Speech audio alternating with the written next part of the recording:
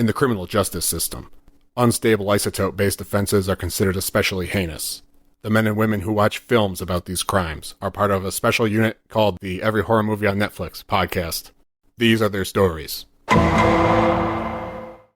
It's Every Horror Movie on Netflix. I'm Chris. I'm Patrick. I'm Steven. And we're back with another episode, watching a movie chosen for us by the Wheel of Death. Our friend, our silent partner. Our lover. Sometimes. And what did the Wheel of Death choose for us? Well, you know, we loaded it up with Netflix and Chills movies, which is Netflix's new category for spooky movies you might want to watch during the spooky season. But instead we got a police procedural. Yeah, very misleading, Netflix and Chills.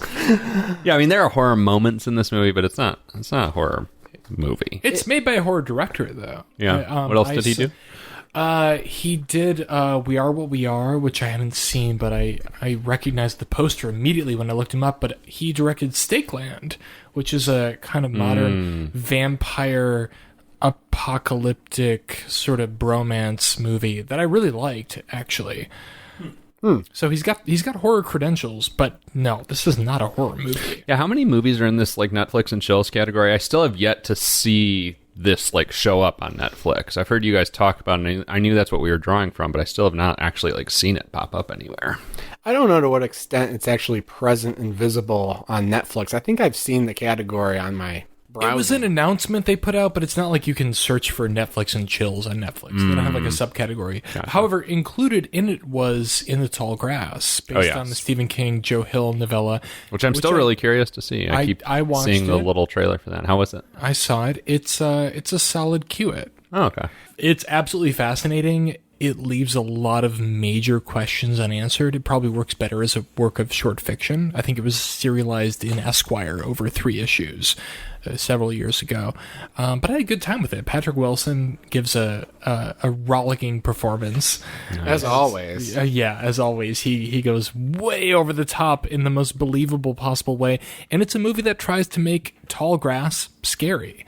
That's what I was fascinated by, was just that basic concept, because most of it takes place in tall grass, right? Right. It's like these characters are lured into this space on the side of the road in the middle of the country at the epicenter of the contiguous United States, wherever that is. I don't remember what state it's in. And they're sort of lured into this like timeless space where they kill each other over and over and over again until they achieve the will of the tall grass. And it's directed by the guy who did Cube, which I saw back in the 90s. And he knows how to use like a small space and make it into something larger, where you're like repeating the same sort of spatial motifs over and over again, so it feels like something bigger, but really it's just one set. So I enjoyed it. It's a mess. Again, it leaves a lot unanswered, but it's a good time. It's quite different from the movie we watched today, which does not, for the most part, take place in the shadow of the moon. You know, but that's what we watched. I think during this present environmental crisis, we don't need movies that disparage tall grass. I think we need more tall grass. Lawns are an ecological nightmare. Google it if you don't believe me. We need tall grass, wildflowers, natural spaces. I've never seen grass this tall. The grass in this movie is like 10 feet tall. It's sequestering a shit ton of carbon. It's sequestering so much carbon. And now when people are going to see this movie, does grass really grow like this? People are going to see this fucking movie and they're going to say, look at that tall grass sequestering that carbon. I need to slash it down and burn it to keep my children safe.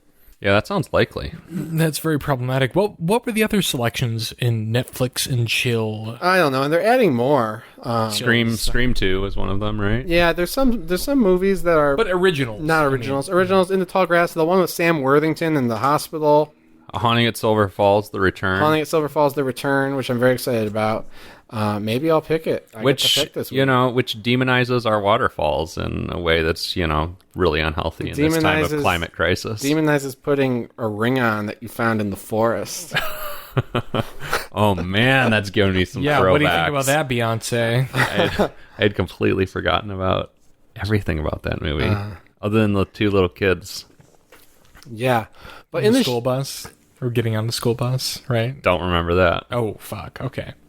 In the Shadow of the Moon, though, I feel like we've seen this before on Netflix movies, where it seems like whoever sorted the movie into a category watched the first 5 minutes and said, "Oh, this is a horror movie," and then didn't watch. Because the in rest the of first movie. 5 minutes, it is. Yeah, first 5 minutes are horrifying. They throw these movies in multiple genre categories. We've talked about this, and they'll throw it in all those categories because they want to pad them all out. They want more shit in each category. Let's be real about this, Chris. Perhaps you've done the research. Is this movie actually tagged as horror on Netflix? Let me Because I have my doubts. Please hold. I have my doubts. I mean, there are movies that are in multiple categories. There are, I've but seen I them. doubt that horror is actually a tag for this movie. It looks like it's sorted as dramas and crime dramas. Yeah, that makes sense. That makes sense. I would add sci-fi. Yeah. It's a sci-fi movie for sure. SF, if you're cool. SF. Yeah, I don't If you're know. nasty. Not really a horror movie. So that's all we got to say about it. Bye, guys. It's a great episode. We're done.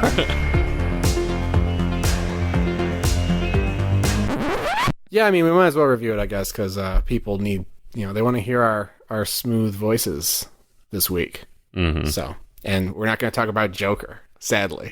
Haven't seen it yet. Don't know if I plan to. Now there's a horror film. Steven would screw Joker. You don't know that. Yeah, I do. I mean, you and I, Chris, would both screw Joker. So Maybe not, but all right, we're not talking about Joker. We're talking about just for the record, I screw Joker with prejudice. In the Shadow of the Moon. This movie has some similarities to Joker that we'll get into. In the Shadow of the Moon, what do we have? Basically, we got a cop. Basically, it's The Terminator. Yes, you can draw a lot of parallels to a lot of different movies in this. This reminded me of the Terminator for sure. We got a cop who wants to become a detective. There's some strange murders going on where victims of several different classes are bleeding out through every imaginable orifice. Well, not every imaginable. Well, Yeah, the ones there might be stuff we don't see. their on brains screen. are actually being liquefied. Their brains are being liquefied. We got eyes, we got nose, we got mouths, and ears bleeding. But you wouldn't which know. does leave a few extra orifices. You wouldn't that we're know. not sure what's going on down there. Yeah. But there's this series of murders going on in the same night. There's a concert pianist. There's a fry cook. Who's the other one? Bus driver. A bus driver. And we've got Boyd Holbrook. Oh, God. Sexy Boyd Holbrook. You may remember him from Run All Night, where he played an Uber driver. Son of Or Hal, from Logan, where he played the villain. son of Hal Holbrook, one of my favorite actors. Is he? Yeah. Oh, wow. Really? Yeah. Oh, I respect him a lot more now. I me wish too. this movie starred Hal Holbrook. I think he's dead. Doesn't matter. I could look it up, but I'm not sure. But yeah, all these people just start spontaneously fucking bleeding. In what is, I would say, a pretty effective early scene in the film. Like these, I think the opening scene of the film, these 4 or 5 different people are intercut, like all starting to bleed and like collapse while doing their jobs. Like this fry cook ends up with his face just like cooking on a fucking like Searing on the range, yeah. Amazing. as he bleeds out. It's a disconcerting scene, and that was one of the points where I was like, oh, okay, well, yeah, I guess this is a horror movie, but it's one of the few like horror-ish scenes. Yeah, and the premise, as we soon come to find out, is all these murders are being committed by, there's an apparent perpetrator who returns every 9 years to commit these acts. And we follow our characters in 9-year increments as the murders return and they return. And she knows something about our central character, the Boyd Holbrook character. She announces to him, I think in the second wave of her coming back, she tells him things about his life that she couldn't possibly know if she weren't from the future. Yeah, I mean, all right, let's just say it's obvious that she's from the fucking future. You're right. From the get-go. From the get-go. It's clear that she's I from didn't think The I movie didn't wants to. The make movie that wants to assumption. try and make that seem like a mystery, but I've seen enough movies to know immediately, like, oh, she's from the future. This is the fucking Terminator. All Yeah, over and you again. mentioned the Terminator. It's especially easy to make that assumption when the movie looks so much like the Terminator and has 1980s cop cars and Oh, it's like a blue-lit James streets. Cameron love fest. Yes, which I really enjoy actually. So of course I loved it. I did not see any of this. I didn't see it coming that she was from the future. I guess I see the Terminator parallel, but I think that's pretty surface level, and I didn't see a lot of James Cameron vibe. It would be hard to get into spoilers without explaining how that's not surface level. So maybe we should table that for now. Yeah, all right. Sure. But yeah, our hero is a brash young cop. I don't know if he exactly wants to be detective as much as he loves the thrill of doing detective work. that's fair. Because his foil throughout the movie is Michael C. Hall, who I couldn't place his He's face. almost unrecognizable. I couldn't place his God bless. face. He looked like Bill Hader or something. I can see that. Yeah, and that's his brother-in-law, right? Michael C. Yes. Hall plays Boyd Holbrook's brother-in-law in the movie. Yeah. Yes. Yes. And they've got this very tense relationship where, like it's clear that Boyd Holbrook is like kind of a fuck up who's like, just got a little bit too much energy for the job and wants to climb up. And his brother-in-law knows like the fraught relationship that he has with his wife and doesn't want him to. He's trying to keep him in check, essentially, even though he knows that Boyd Holbrook is onto something that might be. What? I didn't read it as him knowing about a fraught relationship. I didn't think that the relationship with the wife was fraught at all. I just thought that this guy's an ambitious career guy who's about to be detective, or he is detective, and he's being one-upped and undercut all the time by this hothead young cop who just is in it for the thrills. That's fair. And Boyd Holbrook, which I wish I could remember his actual character's name instead of referring to the actor. Lockhart. Tom Lockhart. Lockhart. Okay. Lockhart is like clearly. Come on, Lock. I got a little stressed out in the opening sequence of this film. I was like, oh my god, like, dude, this is way above your station. Yeah. Like, you are going way out of line to try and connect these murders together. No wonder, like, somebody superior to you would be upset that you're doing this. He's a beat cop, and he's like, "Oh yeah, I'm here for like crowd control, but oh hey, let me borrow those gloves. Yeah, let me poke this brain. Oh Right. yeah, I'm doing all that." And then there's a few lines where it's like, "I don't see your detective badge," and he's like, "Give me the gloves. I'm poking this brain." Have we described the murder weapon yet? It's like a generic alien puncture device. Glow stick. Yeah, glow stick thing. Right, it's like a Leaves three little- lightsaber handle, and it leaves three little dots, Puncture marks. little puncture marks in the back of the neck. And then your brain dissolves. And pours out. So that's Some orifices. sometimes how I feel watching these movies. I gotta say. So, talking about the brother-in-law and Lockhart and their relationship, of course, makes me think about the wife. And as soon as I saw the wife, like, you almost see her giant fake pregnant belly before you even see her. And I was just like, oh, God.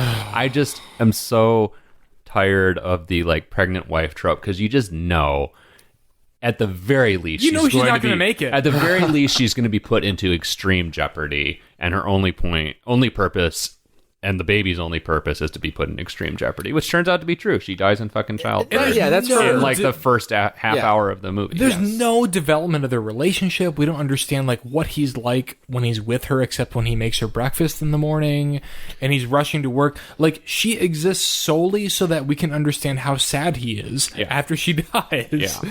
That's really upsetting to me. Yeah, so if I have one complaint with the movie, I have a couple complaints with the movie, but my primary complaint with the movie is that all the character work was very, very thin. Some of that I thought was fine, because this is like a pulpy kind of noir movie, and it leans a lot on cliches, and characters are kind of talking in tropes for most of the movie, and I'm like, okay with that. I'll lean into that. But yeah, I could not connect to this movie on really an emotional level, because I really didn't give a fuck about any of the characters throughout. It's almost there. You could almost do some stuff, but they just didn't take the time to develop these relationships. I agree. Like, we have the Boyd Holbrook character is one who is obsessed with this crime, or these crimes, and the way they're repeated time and time again every 9 years. And still, the only thing that changes about him is his facial hair. Like, his performance doesn't change. His accent drops in and out. Like, somehow this is set in Philadelphia, but he has a southern accent half the time.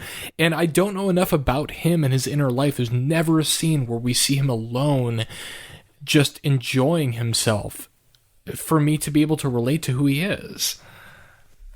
I didn't. One, I didn't hear a Southern accent. Two, I did like Holbrook's performance. I think he may be a little too young to play this character, who we see over the span of 30 years in the course of the movie. I thought about that because it's like, we're all waiting with bated breath on The Irishman, which is the next big Netflix original film that spans 30 years, and they de-aged all these characters, and it's like these guys just said, "Hey, we're going to make a movie that spans generations, and we're going to do no work in aging." No. If the way I age over the next I think they do a decent amount of work with that. I mean, there's some makeup, there's some hair stuff, and it's good enough. And I appreciated the ambition of the script, and that they did a decent amount of work as far as changing things up with the vehicles and the clothing and other elements of the makeup and hair to actually make it look like time was passing. It was good enough. It wasn't, Irishman, or it wasn't like Captain America looks at the end of Endgame. Like, that's well done,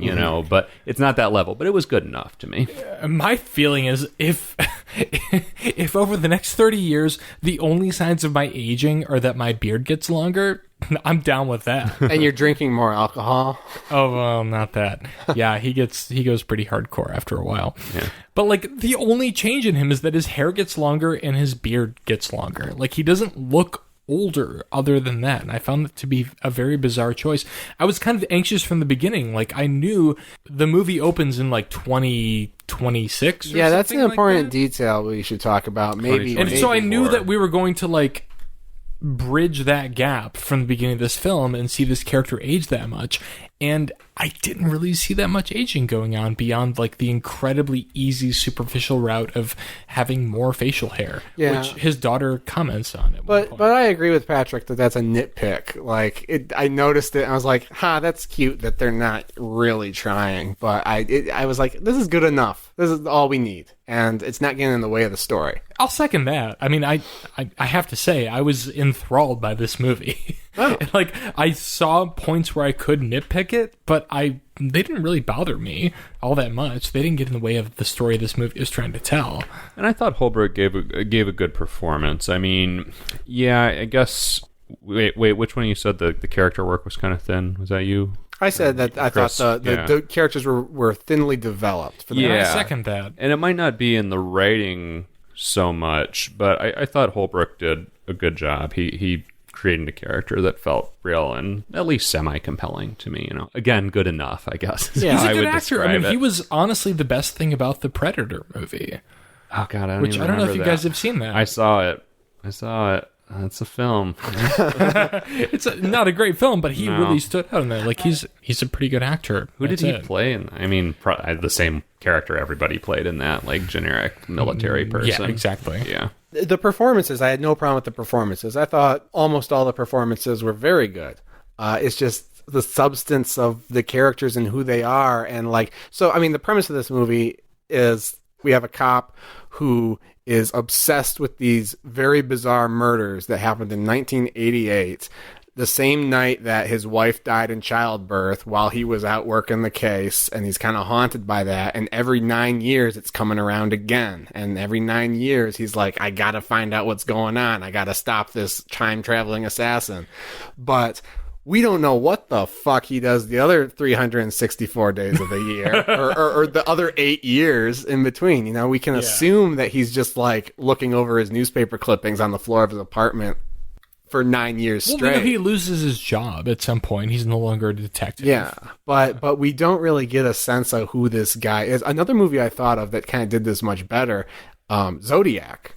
Yes. Kind of the idea of this killer that's out there and how these cases can kind of consume you and fuck up your personal life. Well, yes, but Zodiac is a movie about obsession and is a study of that character. This is more just kind of standard genre fare. It's just trying to spin like an interesting kind of collision of the sci-fi and serial killer genres. It's not trying to do a particularly deep character study. I don't care what this guy is doing the other 364 days of the year. And we get plenty of sense of how he's changed in between the 9 years each time it jumps forward. Yeah. We get enough, but like I agree. If you want that kind of movie, see Zodiac. This movie Yeah. is very light. I would fare. not. This movie is. I would not snack. recommend. Yeah, it's a snack. I would not recommend this, and not in the sense of like, ooh, he's a snack. But yeah, it's a. Well, Boyd Holbrook is quite a snack, but it's junk food. Well, we'll put it actually, it's a little more than junk food. It's actually. well It done. winds I mean, up it's being sort really- of substantive in the end. it's well directed and it aspires to something substantive. I don't think it succeeds because it is kind of a not a tonal mess, but a thematic mess. Yeah, you end up with a theme in the end that kind of requires you to have a deeper understanding of who this character is, I think. And I never felt like I knew this guy. I didn't either. I was like Yeah. happy to drop in on him, Yeah, even though he's sure. kind of a fucked up character. But ultimately, this movie, like, I mean, spoiler, though we'll get deep into this, but I think I can say this without actually spoiling anything. This movie relies way too much on like narrative exposition to like tie everything together, and that's seems very lazy I to feel me. like you get that in a time travel movie, though. Like the Terminator has plenty of like they're in the drain pipe or whatever, and he's like, "All right, let me tell you, we're halfway through the movie. I'm gonna lay it all out." You can do it succinctly. This movie, like, there's like long stretches of exposition. There's like a full like 7 or 8 minutes at the end of this where like everything is explained to you. Yeah, That's Yeah, lazy. You're not Like, wrong. 7 or 8 minutes. Well, yeah, that's I maybe I an rewatched the exaggeration. end of it today, and it's a long stretch of like, holy fuck. There's that much of like, let's try and tie this all together and make it seem like it's more important than it seemed to be to begin with. But I don't know. It needed to have something. It needed to It attempt needed it. It that. could have been more skillfully done. Of course. It looks great. The movie looks great. It looks big. I It mean, looks this feels like a huge. big movie. Like I often have reticence about N films, as we can officially call them now, N films. I often have reticence about like them. Oh, you seeming mean like, Netflix films? Yeah, yes. yeah. Not N films. No, but they're called N films now. Yeah, Because clearly they adopted our meme. yes. They heard us. They've been listening. And I often have reticence about them seeming kind of cheap looking. Like, these are movies that like would never have been bought by a major studio. This movie looks and feels pretty big. I was really impressed with it. This movie... Actually, like, especially for this director who I've seen a couple of his films, this is a step forward for him. This is like the most like scope any of his films have had so far. There are some, one thing that stood out to me in particular was the car chases. There are some nice car chases, the crashing bus scene at the beginning is not exactly a car chase, but it's still a nicely put together Big scene. budget. Well done. Looks Yeah. great. Yeah. And the actual car chase that happens later in the film is exciting and clearly put together. Like, you can actually tell what's happening. Yeah, and that's actually, now that you mention it, I didn't appreciate that, but that's hard to do. And we've seen a lot of movies where there's a chase and you're just sitting waiting for the chase to get over so you can get on with the story. No, this film is actually, like, I would argue it's structured around these chases, and they're all exceptionally well handled. I enjoy them thoroughly. I don't often enjoy car chases in movies, even some of the classic ones. Yeah, car French chases Connection. car But, chases like, are hard a to do. Good car chase really cuts me deep. Except for the one cut in with the scene where Lockhart is chasing the killer on a motorcycle, and they're in a warehouse for like an odd period of time. Like, she drives her motorcycle into a warehouse, and he's just sitting there. He doesn't know where she is. He's just sitting in his truck in the warehouse, like looking around, like, where is she?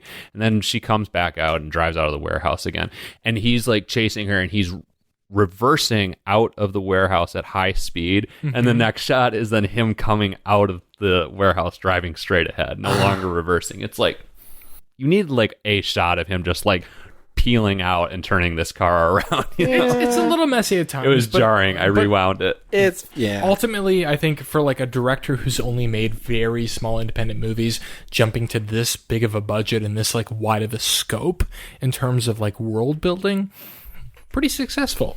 I was impressed. It looks great, even if I had problems with the characterization and the narrative.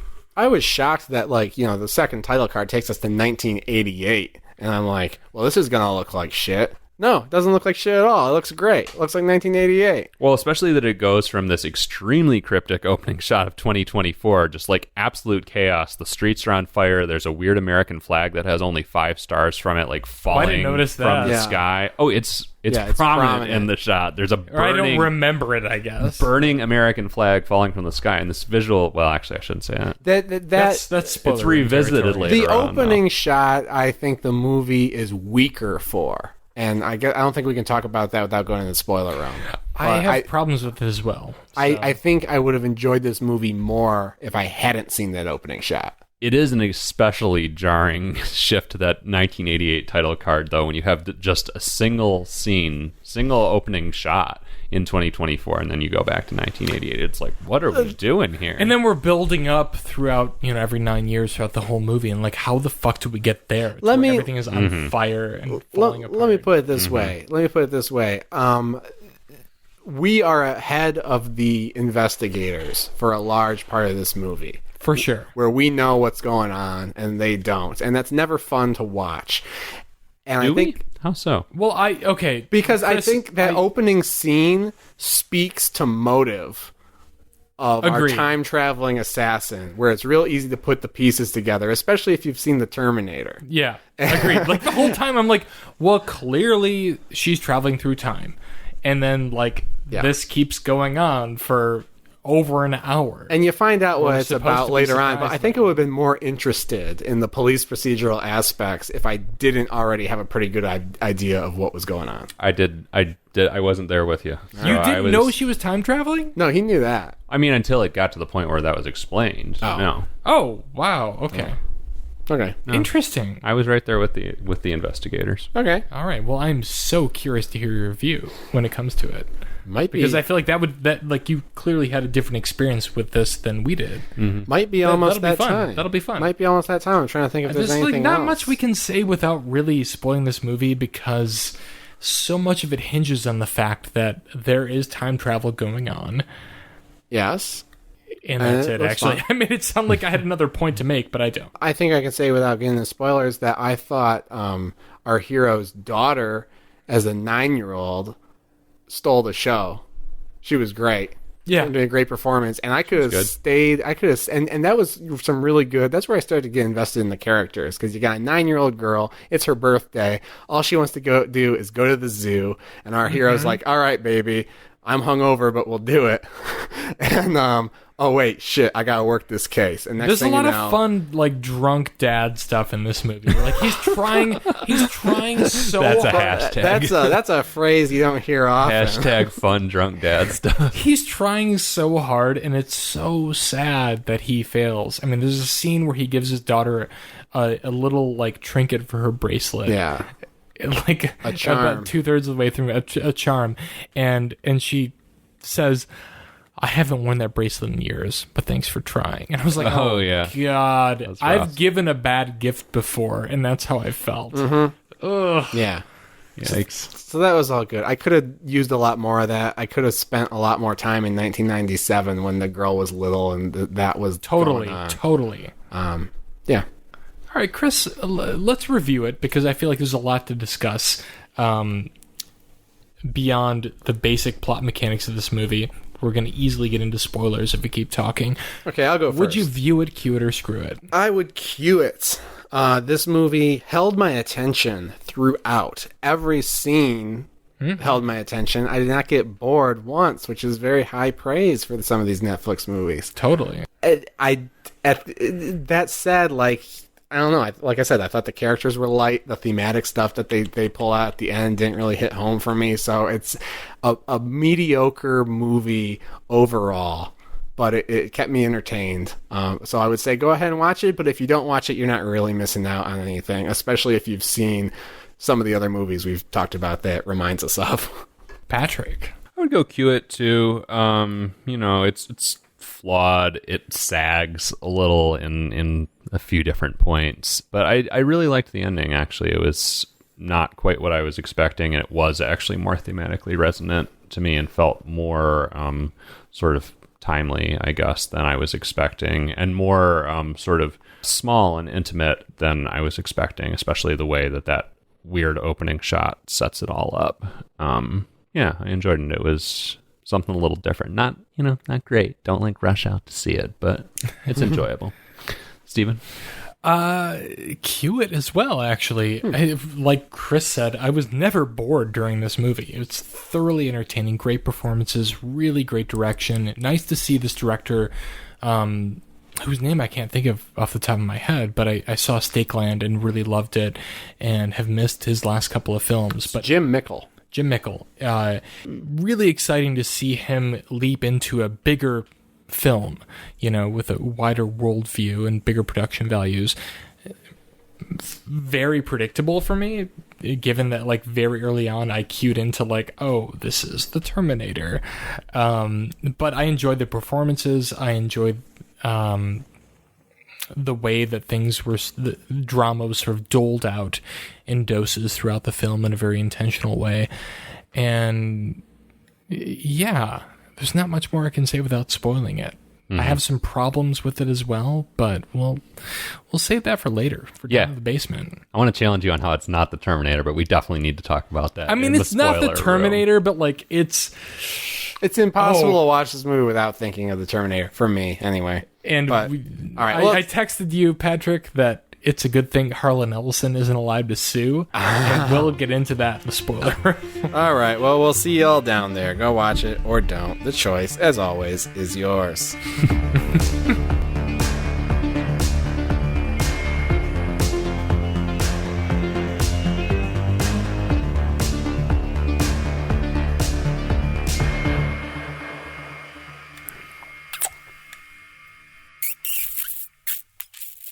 Yeah. Ooh. You're right. You like that? I kind of like that. Maybe I need to listen to some ASMR. Do they actually do that on ASMR shit? Yeah. Like, let me just gently kiss you in the ear. Whisper. They whisper and touch things.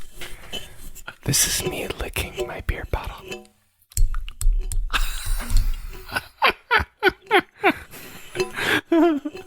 There are more horrors in the spoiler room than usual today, guys. The horror of ASMR. All right, let's break this shit down. Are we gonna keep it? Are we gonna keep? Oh, we got to keep the ASMR. All right. We were just doing it recreationally. Beautiful thing but now you get to hear it. I mean, the listeners are going to want to hear this. Send us $5 on the Patreon we don't have if you want us to do some more ASMR. Listen. More on that later. I need to indulge any perverts besides you two. All right. Yeah. Into the shadow. What? The name of this movie? The shadow of the moon. In the shadow of the moon. The shadow of the Also, moon. like, what is that about? It's like the whole cycle of the moon thing is. Oh, that's a great question. We need to talk about that. Yeah. It's in the shadow. Because it's something to do with the lunar cycle. Every 9 years, the moon does fucking You get a supermoon something. or something. Who like cares? It's like that's their hook. They they saw on Facebook that the moon won't be this size again for 9 years. That's and what they I were thought like, too. Oh fuck yeah! I'll put that in my script I'm working on about the alcoholic cop. I guess theoretically, it has something to do with how the time travel thing operates, but that's where I could use a little exposition. I'm to like, just, do we only get a just supermoon throw every me a 9 bone. years? Don't give No, a we get one fuck. every year, as far as I know. Just Don't throw me a give a bone and fuck. say the time machine only works every 9. Like, just I This think movie give me aspi- something to explain this why movie- it has to be 9 year intervals. This movie you know? aspires to something like poetic that it can never achieve. It's totally fine. Cosmic occurrence every 9 years. They can time travel. That's all I need to know. I don't give a fuck beyond that. In fact, every time the scientist guy showed up and tried to explain anything, I was like, no. Well, that's the thing. I don't give Like a after fuck. I think it's like during the second occurrence of the woman played by what's the actress's name? Cleopatra Cleopatra is her Jones. Carpenter. Cleopatra Carpenter.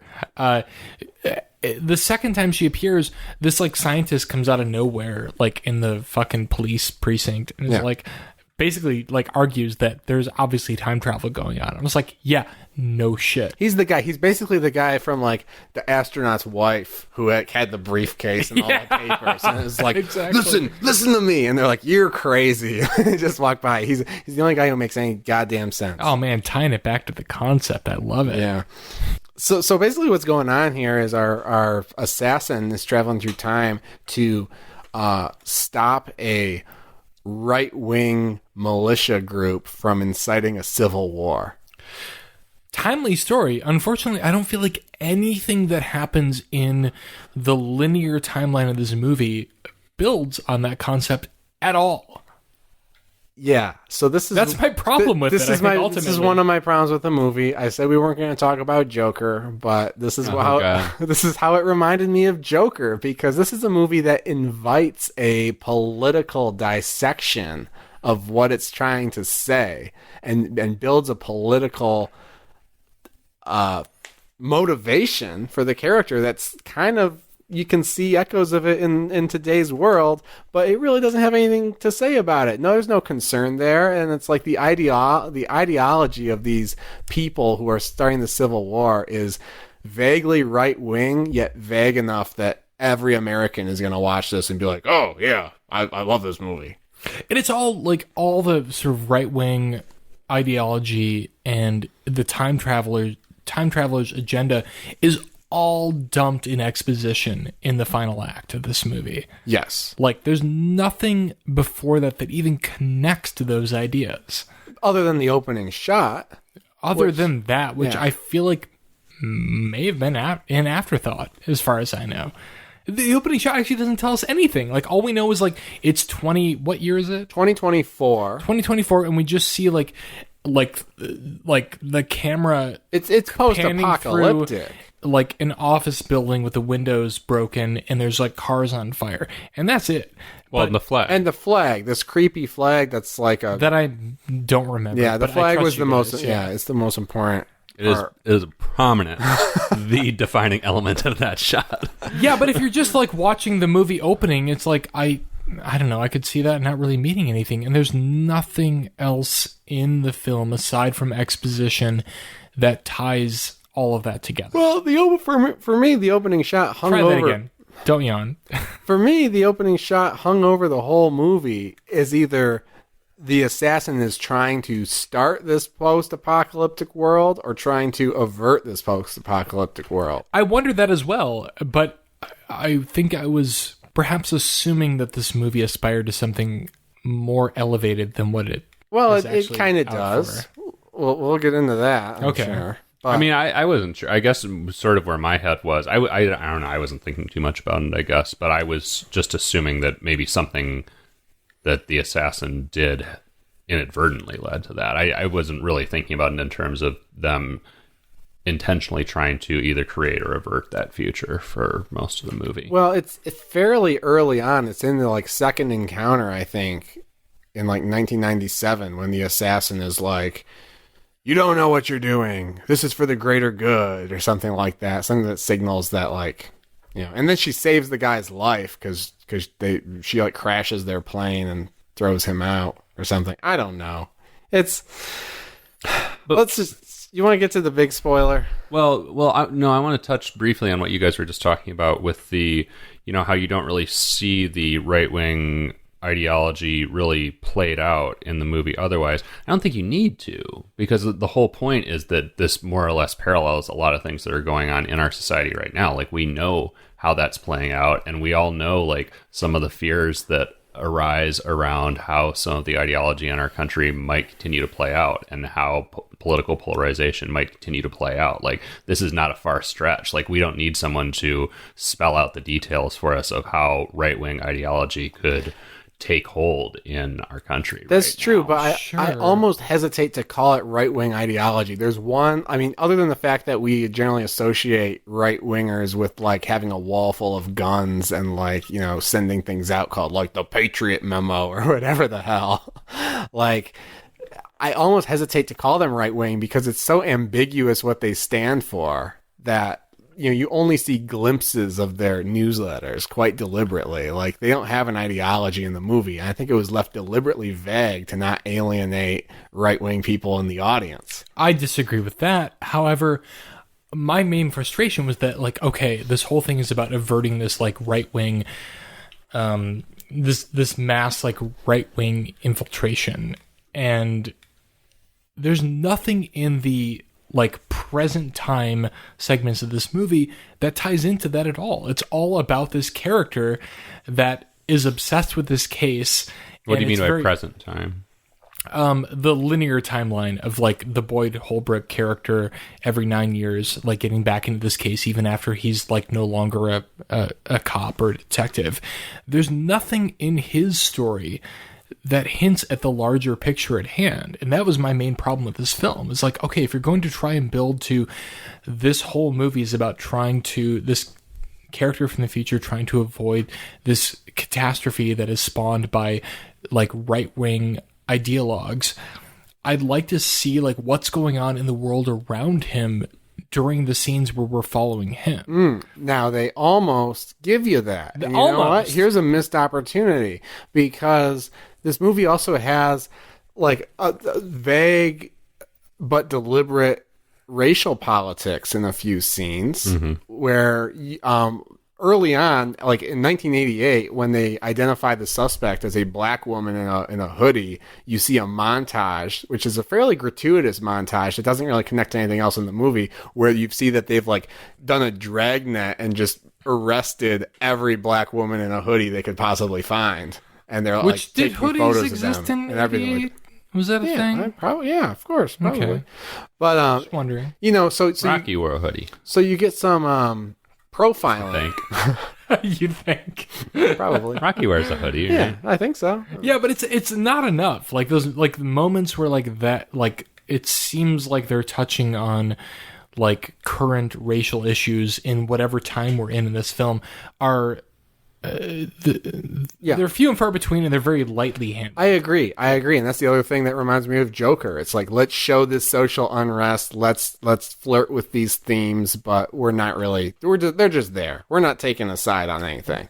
This movie's not committed to it, and that's why, like, ultimately, like, I love where this film winds up, and like what the ultimate like message of it is, but there aren't enough seeds scattered throughout the film until then to make me really buy into that. Let me blow your mind. Here's how we fix this movie. Please do. Here's how we fix this movie. So in 1988, cast Joaquin Phoenix as Boyd Holbrook's character. First of all, in 1988, we see this like racial profiling thing, come up. Then in 1997, on the 9-year anniversary of the murders, there's protests in the streets with racial subtext because of the... Oh, I'm on board already. I'm like, I had this thought. I think we're on the same path. This is what I wanted this movie to be. But please continue. There's protests with racially charged protests because the villain, the time traveling assassin, is a black woman who is killed by the police under very weird circumstances, and people still want answers about it, much like the police still want answers about it. And then that's the last we see of that thread. Maybe this would be a more interesting movie if the events around our character actually became inciting incidents that created the polarity and the right-wing militia and everything like that. Exactly. Yes. And then you would have a paradox, kind of a time paradox, where you have this time-traveling assassin who went back in time to stop the war. But actually her going back in time to stop the war is what started the war. Exactly. Thank you. Thank you so much, Chris, for articulating that. And that was another major problem for me with this movie is like the time travel element seems to be a narrative convenience. So you're saying you would have preferred it if the black woman was the problem herself? Well, no, yeah, that's the thing. This sounds extremely problematic to me. Well, I agree, because you could read it that way, and maybe that's why they didn't do it, because they didn't want to both sides it that hard, or they didn't want to blame like Black Lives Matter for right wing sympathies being inflamed. Maybe they deliberately chose not to do that for that reason. The fact is, like, but it would be more interesting. Like Steve's saying, there should be some connective tissue. It would be more interesting, I think. In a time travel story like this, like there should be some kind of paradox. There should be some sort of like time travel problem, rather than time travel being used merely as a convenience of storytelling. At the end of the movie, when they recap the initial 3 deaths in the film, I still felt cold. I didn't understand like why those people had to die. I knew that like somehow they were connected tangentially to what happens like 40 years down the road, but those deaths meant nothing ultimately. I would rather there be this time travel paradox in which yeah, maybe something risky, like a black person being killed by the police, spawns this alt-right movement. But there is a time travel paradox in that she's already died. Like, that's the thing at the end of the movie. It's so cheap and easy, though. Like, I don't know. I guess I've read a lot of... one of my passions is reading, like, time travel short stories, like science fiction short stories. And I love, like, solving those puzzles. There's not really a puzzle to be had here. Everything is a little bit too convenient for my taste. I mean, I was trying to work out in my head how this was all working. I kept going, oh, wait, so she already knows. So how it was twisting my brain into a little pretzel. Like I like how time travel stories do that sometimes. But ultimately, it's a very cheap device to achieve the final act of this film. There's not really anything... There's no reason for there to be time travel in this movie, frankly. What? I don't know if I can get on board with that sentiment. Well, this movie wouldn't exist without it, but I feel like there's a... The movie's thesis is somewhat interesting in that it draws a contrast from the Terminator, where, the Terminator obviously is the machines are trying to go back and eliminate one guy who was the leader of the resistance. Yeah. This movie says, you know what, you can't, the leadership of the resistance is a hydra and arbitrary. So what we're going farther back, and we're eliminating everyone who fathers, mothers, friends. Yes, fathers, mothers, friends. We're eliminating all these normal, innocent people who were sympathetic to the idea and let it get a foothold.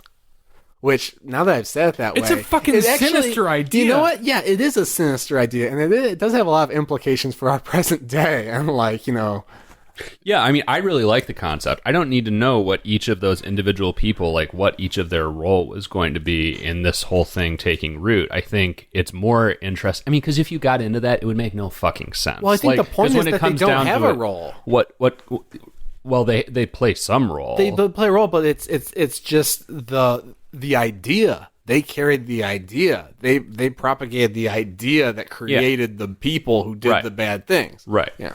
And if you picked that apart too much, I mean, it's absolutely ridiculous because she kills, I think 15 or 20 people or something like that, all told. And, obviously it's going to take more than that to eliminate this ideology. But if you, dug into individually what each of those people's roles were, it would kind of fall apart. It's a more interesting idea if when you apply it to our current reality, you don't need to know what's going on in 88 or 97 or whatever, because it's set up to be a close analog of our current reality, and we know what history has been like for the last 30 years. I feel like this movie is just not very well balanced. I think that might be my main problem with it, is it wants to be this heavy sort of time travel, how do we avoid a civil war sort of scenario, but it's mostly focused on characters that are very underdeveloped. Can we talk about how it's a sinister idea some more? You said it's a very sinister idea. It is, and I feel like the movie treats it as such. It feels like there's there's sort of a lingering sense of oh, this is an experiment that... It feels sinister to me. And by the end of the movie, though, our hero has kind of gotten on board with the idea, and I think we're supposed to get on board with the idea. But I think you're intended to have complex feelings about it. I had complex feelings about it. I was like, okay, this is succeeding, but it is also kind of fucked up that we're killing these people who seem to be just kind of living normal lives. But hey, you know what? The fry cook was probably spouting off some racist ass, fascist views to somebody, and probably planted a certain idea in somebody's head, and where did it go from there? That's all conjecture. I think the problem with this movie is it's taking too many ideas and trying to cram them into an hour and 40 minutes. It feels very unfocused to me. I'm down with what it's trying to do, but I don't think it does it very well. Let me put out a hot take. I would not have minded another half hour of this movie. I'm with you. If it used it responsibly. I'd like to see why the fry cook died. Why did I don't want to see that. I'm with Patrick. No, I'm talking about like a simple moment. Like maybe there's something like the pianist who dies. You know why they die. They die because they were reading this fucked up right-wing newsletter. Yeah, but we don't know that when they die. The We don't know pianist until the wasn't. end No, of the that was movie. pre-newsletter. No, the newsletter was going out to all of them. They all carried them around in their books with the founding fathers on But them. I'd like to see an opening. Yeah. Yes, and I would like to The see guy an wasn't even writing the newsletter until 90. Was it 97? No, the guy was writing the newsletter the whole time. That was in 88? They didn't kill... Yeah. Huh. Yeah. I'd like to see an opening scene like those three people who die in the first like 10 minutes of this movie. I'd like to just see them like on the street on the way to where they're headed to work, and they like exude like micro or macro aggressions toward like minorities, just very briefly, just like a sense of like, oh, this guy's not all right, and then he dies. That would have think that's that would have made contrary the to the movie. point. I agree. Yeah, because the whole point is that these all seem like ordinary, innocuous people. Yeah, they're guilty of thought crime. They're guilty of their having the wrong sympathies and allowing something bad to happen. Which plays into the sinister. Yeah, which is of this sinister. plot. I got to plug Noam Chomsky here for a bit because... you know, Please, because like I had zero complex thoughts watching this movie. well, it's just... I'd like to hear. you know, what you someone emailed Noam Chomsky and was like, hey, we got Nazis in the streets again. Is it okay to punch them? And Noam Chomsky's point was, well, apart from the problematic ethics of that, it's not practical because when you let the debate be settled with violence, the people who win the debate are going to be the people most capable of violence, and that usually isn't the good guys. So, to answer the question, is it okay to kill people to prevent, because of their ideas, to prevent a future civil war? Well, then you're just letting the future civil war get decided by whoever is most ruthless about killing people, and those probably aren't the people you'll want to win. All right, that's wonderful. But this is a movie that we all give a Q-it to, and I think we can agree that it's a little bit of a mess and leaves a lot to be desired in the philosophical department. Yeah, I don't think the movie is really... I think we're thinking about it maybe more than the movie did, but it brings That's up some what I was getting interesting to, ideas. I mean, you know, it's not brilliant. It's not a perfect philosophical statement, but actually the ending and a lot of the stuff that we're talking about right now was some of my favorite parts of the movie, to be honest. If you think I'm reading too much into the movie there, wait till you hear what I think about the other twist. Which is, that it's his granddaughter. The ultimate twist is that the assassin is the granddaughter of our hero. Ugh, I was fine with that. I was grossed out by that a little bit. One reason I was grossed out by that is because they kind of did the like Spider-Man Homecoming thing where it's like, oh look, a biracial black character. You would never have thought that it would be the granddaughter of this white guy, and then as soon as she revealed that, they like cut to the like, you know, they inserted a shot of like his daughter in the hospital giving birth with like her black husband or boyfriend who we've never seen before. Never in the entire film until then. Like it's like gotcha, and it's like that was a weird gotcha moment for me. Weird gotcha moment. A little uncomfortable. But whatever, it's fine. Whatever, they got what they wanted. They surprised me. But what does it ultimately mean that it's his granddaughter? Like for the film, for the narrative, for the story, what does that mean?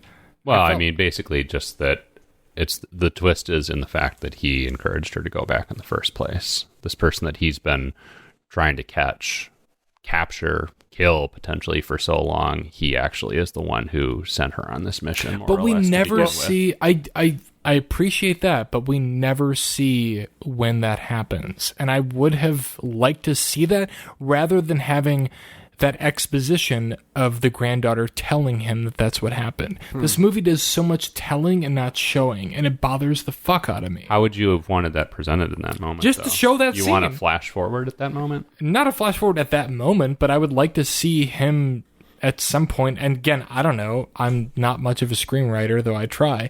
But I would rather see that happen than have her tell him that that's what happens in the future. Like, that's not dramatically exciting for an actor. No, it's interesting.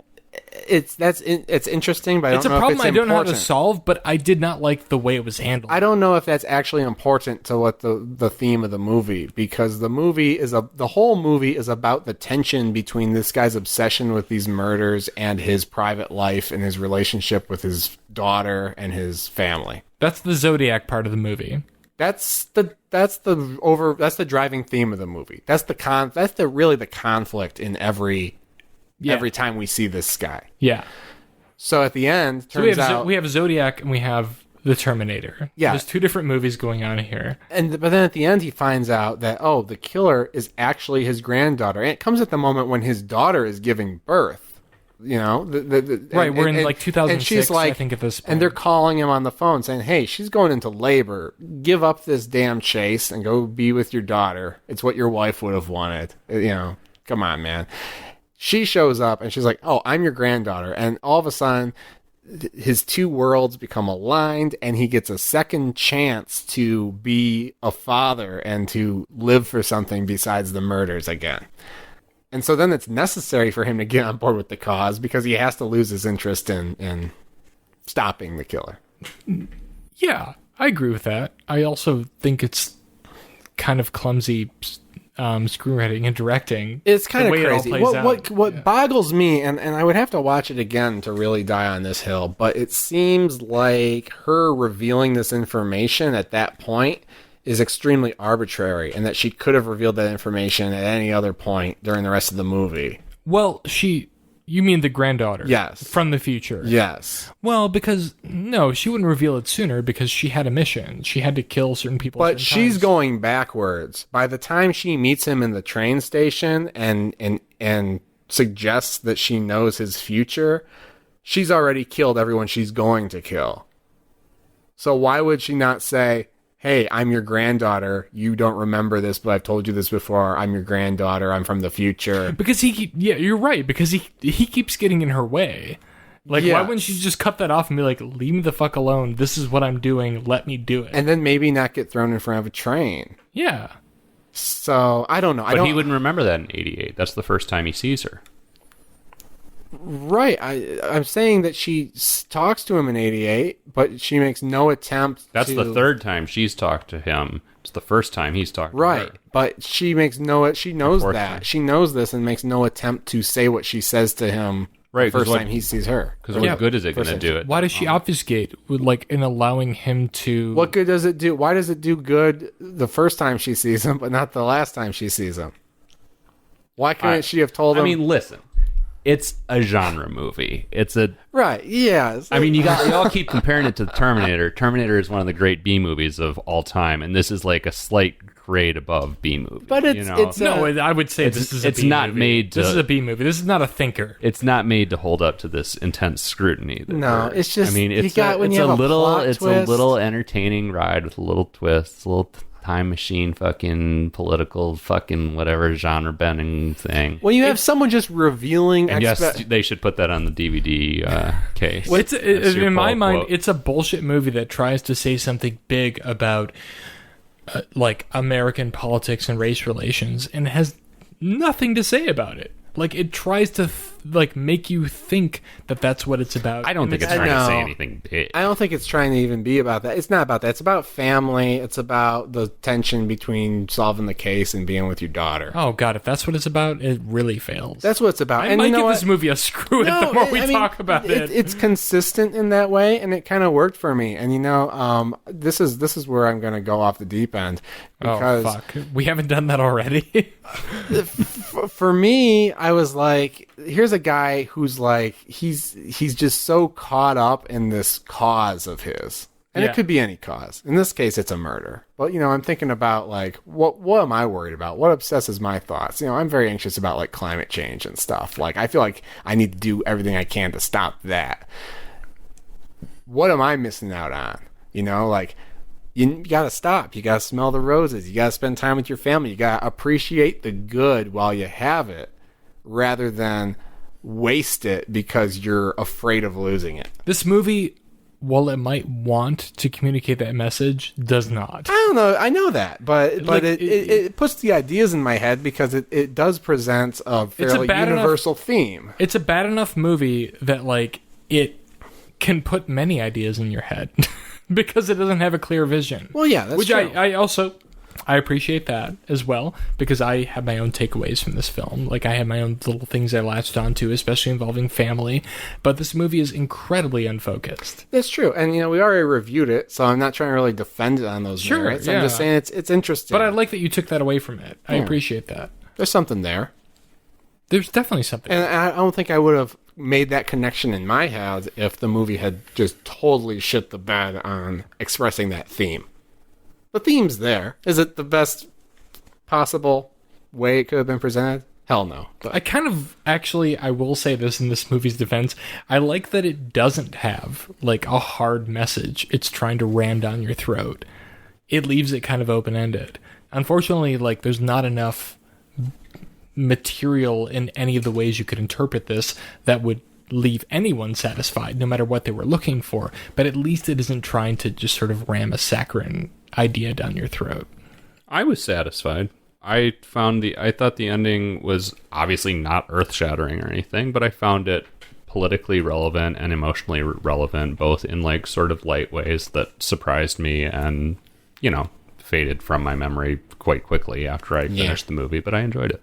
Yeah, it was fine. Yeah. It was fine. It was a fun movie. So it's great, but you'll forget about it pretty quickly. Absolutely. Yeah. You can say much worse about many of the things that we've watched in this journey. Oh, yeah. Comparing this to anything else we've watched, like, this was a fucking blast. All right, so, Chris, you get to pick the movie that we're reviewing next. What are we watching? It's a sacred duty, and I felt very anxious about this because, our next episode is going to be coming out on Halloween. Oh, are you fucking kidding me? I'm not fucking kidding. I'm so excited. And so I looked at the list and I was trying to find something that was like very Halloween appropriate. Except for Halloween, the movie. Yeah, Halloween. right. No, or any we've already done that interpretation. But of it. Yeah. I was very disappointed to see the Halloween selection, despite Netflix and Chills, is just not very strong this year. We got fucking duped this week. This was not even a horror movie. Yeah, and I was looking for something that would just kind of pop, and like Bram Stoker's Dracula, something that would pop as a good old Halloween-y movie. Mm-hmm. Couldn't find one. What did you find, though? I decided we're going to watch Insidious.